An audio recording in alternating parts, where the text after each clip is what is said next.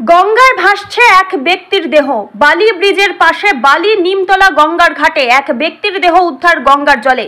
Half pant, সাদা Sandow গেঞ্জি পরা মাঝবয়সী ব্যক্তির পরিচয় এখনো পাওয়া যায়নি। ঘটনাস্থলে বালি থানার পুলিশ, রিভার ট্রাফিক পুলিশকে খবর দেওয়া হয়েছে দেহ উদ্ধারের জন্য। চাঞ্চল্য তৈরি হয়েছে বালি নিমতলা সংলগ্ন গঙ্গার ঘাটে। এলাকার কোনো ব্যক্তি কিনা সেটাও খতিয়ে দেখা হচ্ছে। গঙ্গার জোয়ারের জলে ভেসে এসেছে বলে প্রাথমিকভাবে জানা যাচ্ছে।